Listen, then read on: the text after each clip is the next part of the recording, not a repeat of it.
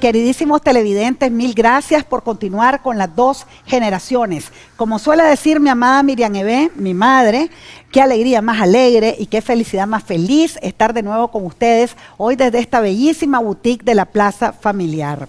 Ahora nos toca y nos atañe un tema de tremenda importancia tanto en la sociedad nicaragüense como a nivel planetario. Hace pocos días estuvimos acompañando a Católicas por el Derecho a Decidir, a su coordinadora Magali Quintana y a otras organizaciones de mujeres del Caribe, nicaragüense y de Nicaragua en general, y a Margarita Montealegre, esa extraordinaria fotoreportera a quien yo amo entrañablemente con locura azul, para hablarnos de un observatorio digital sobre el feminicidio o femicidio, sobre el asesinato de mujeres por el simple y mero hecho de haber nacido mujer en Nicaragua.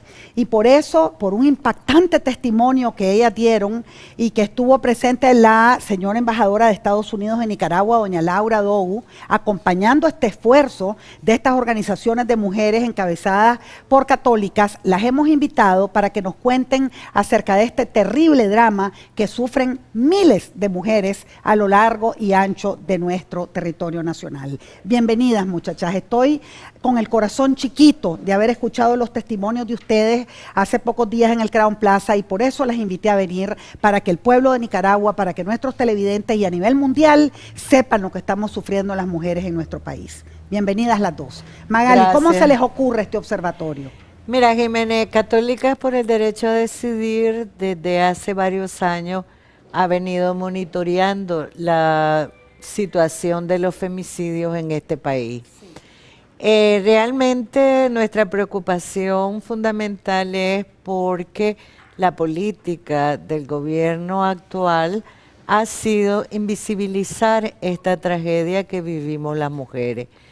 ¿Te imaginas vos, por ejemplo, en el año 2015, para decir, el año pasado, tuvimos 53 femicidios, ¿verdad?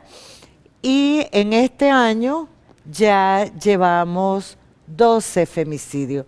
Si nosotros hacemos una comparación de enero a febrero del año pasado, tenemos alrededor apenas 8 femicidios.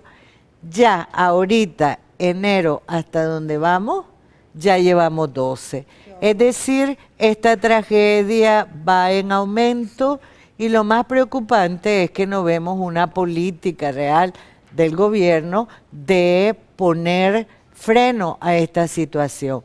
Tal es el caso que nosotros vemos, es que, por ejemplo, de estas 12 mujeres que han sido asesinadas, apenas en dos casos los agresores están detenidos. Quiere decir que hay 10 evasores de la ley. Evasores de la ley.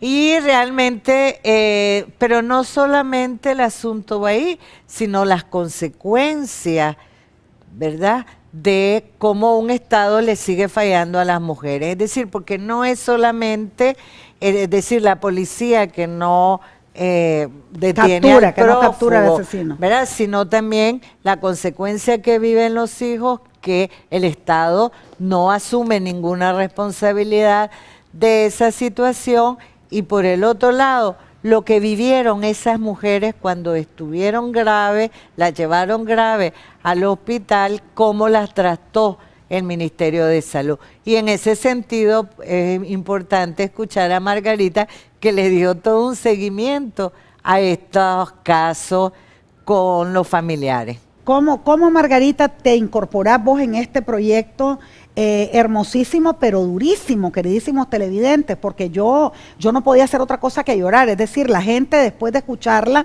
y de ver las fotografías de las señoras asesinadas delante de sus hijitos, delante de sus hijitas en muchísimos de los casos, ¿qué hacer? ¿Cómo quedarse una sin decir nada? No podemos callar. Basta ya, más que nunca, ni una muerta más. ¿Cómo te involucras, Margarita?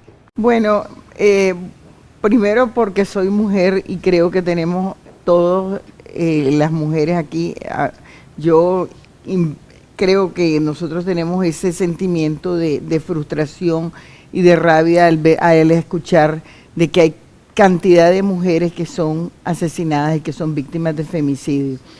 Y como fotógrafa, como amante del mundo de la imagen, platicando con Magali, era tratar de no solo hablar de números, sino de darle vida a través de la vida de ellas, a través de las fotos que ellas tenían, un rostro. Entonces la importancia de, a pesar del dolor, de volver a volver a vivir el dolor, la familia, era importante que ellas contaran los papás y las mamás la historia de su hija. Y en pocos casos hablaron los hijos, porque en general la mayor parte de las mamás, de las mujeres que fueron asesinadas, víctimas del femicidio, tenían sus hijos pequeños. Ay, qué tragedia. Entonces, sí, el interés era retomar las fotos de ellas en vida, sí, ¿verdad? En sus actividades cotidianas con sus hijas, de graduación, o cuando ellas fueron ascendiendo en los mismos trabajos, o sus actividades familiares con sus papás, pues desde niñas. Es un poco de rendir un respeto a esta persona que en vida fue una mujer súper trabajadora, que fueron cantidad de mujeres trabajadoras, claro, orgullosas madres, y además con un espíritu de superación todas ellas. La mayor parte de ellas, me atrevo a decir, que eran quienes mantenían el hogar, increíble, a pesar de que existían esposos, pues. Sí. Entonces, y los niveles de violencia son fuertísimos en cada una de las historias. Uno dice, y además lo más fuerte de todo esto, que yo creo que es importante, es que los papás, al empezar a relatar, y las mamás sobre todo, contando de cómo fue su hija víctima de femicidio, están volviendo a vivir el dolor. Y no hay forma a veces de que los niños no estén escuchando, porque a veces los espacios son pequeños, viven en hogares bien humildes. Además, cada uno de los miembros de la familia quiere aportar algo, entonces da más datos. Ha sido bien fuerte para todos nosotros, pero aún más para la familia. Pero yo creo que la intención nuestra es de tener respeto por los testimonios, y un respeto a través de la imagen, de mostrar a sus hijas en vida y que fueron víctimas, y de que se haga justicia. Porque hay muchas de ellas que no se hizo justicia, como decía la Magali. Entonces hay casos muy fuertes, y hay casos, pues yo puedo relatarte de algunas historias que vos decís, pero ¿cómo se dio eso? Y otra cosa que yo quiero hacer énfasis de nuevo, es que en el caso de los niños y de las niñas, los hijos de las víctimas, no hay un seguimiento al Estado.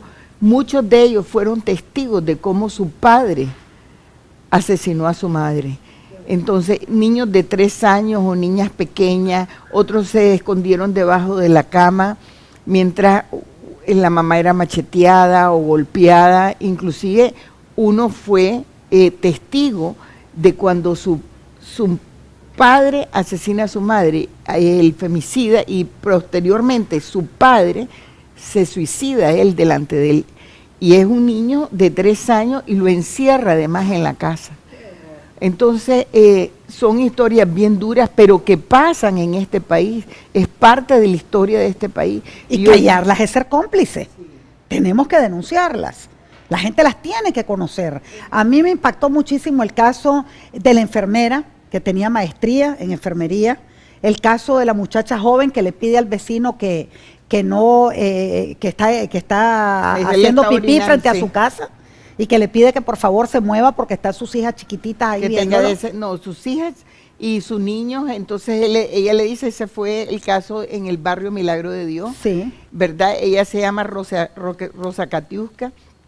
Ella le pide, por favor, tener un poquito de decencia, sí, que no seas indecente, aquí están mis hijos. Sí. Y entonces el tipo reacciona con la prepotencia de un machista y de un tipo que debe ser producto de la violencia, de dónde, por supuesto que sí. Pero la reacción de él inmediata es buscar ayuda para todavía ejecutar más violencia, y es decir, que le dé un puñal al hermano, y el hermano se lo da. Y el hermano está prófugo, o sea, el hermano ni siquiera fue condenado. Entonces, él regresa con el puñal y se lo clava aquí, En la frente. en la frente, y se va. A él posteriormente lo capturan, pero lo más dramático es que la hija, que es una muchacha joven, no tiene ni 20 años, se lleva a su madre a un hospital y en el hospital el médico, ese es un testimonio de la hija que está diciendo, que el médico lo que reacciona es cuando la mamá empieza a supurar blanco y unas cosas que ella no entiende y está descontrolada y le dice, doctora, ayúdeme. No, si tu mamá está borracha, le dice. Qué horror.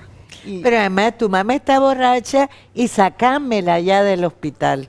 A esos tuvo que niveles. llevar a otro hospital, No. donde fue a morir a otro hospital. O sea, es toda una secuela donde no es solamente, además del femicidio, hay otros casos en que se aunan otros factores en que hacen todavía más fuerte y más dramática la situación de estas víctimas del femicidio. Y en el caso por ejemplo, hay una señora de que la se mamá, llama... de la mamá que el muchacho que la asesina es el hijo. El caso el terrible. ese caso terrible, ¿verdad? Ella se llama María Cristina Solano Rosales. Sí. María Cristina Solano, ella es de Esquipula, doña María Cristina, y el hijo la asesina, primero la viola y asesina a su propia madre. No tiene nombre. Porque no estaba tiene en nombre. estado de embriagado o de drogado, dicen, no es, pero no muere en el instante, pasa como 15 días en cuidados intensivos. La mamá. La mamá. Y posteriormente muere y la familia, o sea, su mamá trabajadora, su abuela, yo conocí ahí en Esquipula y cuando nos están contando, por supuesto, vuelven a revivir el dolor. Y lo más increíble es que cuando van a Matagalpa, cuando se inaugura esta exposición, que se llama Las caras que nunca olvidaremos, ¿verdad? Sí. Entonces, ellas llegan y la mamá de esta señora empieza a decir, y la hermana de ella, de que ellas están siendo amenazadas por el papá de este muchacho. Del asesino. Del asesino. Del hijo asesino. Porque lo metieron preso y que las está amenazando de que les puede pasar lo mismo. Qué barbaridad.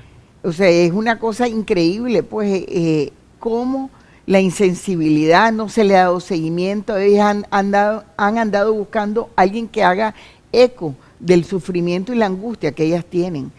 Y estos testimonios, queridísimos televidentes, que son durísimos, desgarradores, los hemos traído ante la presencia y la conciencia de ustedes, no para solazarnos en hechos dramáticos terribles que padecieron esas mujeres, porque en definitiva ellas ya están asesinadas. Pero ¿qué va a pasar con sus hijas, sus hijos, con las madres y padres de estas mujeres asesinadas, que están reviviendo todos los días de Dios este dolor y misericordia de haber visto a sus hijas morir de una manera atroz? Y precisamente por eso, Católica ha hecho este observatorio digital para que tanto las organizaciones de mujeres como las ciudadanas y ciudadanos de este país podamos denunciar casos de violencia intrafamiliar en nuestra sociedad y que podamos todas, tanto las organizaciones de la sociedad civil como el Estado en su conjunto, ayudar a superar estos problemas de violencia. Tu mensaje final, Margarita, para nuestro televidente. Un caso más que es el caso de doña Ángela Ortega. Sí. Que ella denunció 17 veces en la policía. Y vivía enfrente de la policía. Entonces, lo que yo te quería decir, 17 veces y nunca llegaron a tomar, a ver qué era lo que había pasado, con quién había tenido, quién la había amenazado, quién la había golpeado. Y vivía al lado, o sea, muro con muro, No tiene en la policía de Managua. Entonces, hasta que la asesinaron, pues producto de las golpizas que recibió, murió. Qué barbaridad. ¿Tu mensaje, Magali, para el pueblo de Nicaragua? Mira, yo creo que el mensaje fundamental es decirle al Estado que asuma su responsabilidad, que no siga invisibilizando esta tragedia, que cumpla con la ley 779. Bueno, para agradecerles la presencia a estas dos heroicas mujeres de la sociedad nicaragüense que están llevando a cabo el proceso de denuncia ante todos los organismos nacionales e internacionales de esta tremenda tragedia que viven las mujeres en Nicaragua. Les vamos a regalar, y precisamente porque estamos en el centenario de nuestro amadísimo entrañable Rubén Darío, azul para Margarita, gracias a Ipamer, la librería de nuestro país. Te vamos a mandar a la CLE, donde Eric Pichardo se empeña en cambiarme look a mí cada semana, y al ofertón de la colonia. Y a vos, Magali, te vamos a regalar Prosas Profanas de nuestro bate, Universal, por supuesto, el ofertón de la colonia, y te vamos a mandar, además de donde Eric Pichardo, para los análisis de ustedes a Bioanálisis, que es el mejor laboratorio en nuestro país. Mil gracias, por haber venido a nuestro programa. Muchas gracias. Todo el amor de las dos generaciones. Ustedes, queridísimos televidentes, quédense en esa silla. Ya regresamos. Con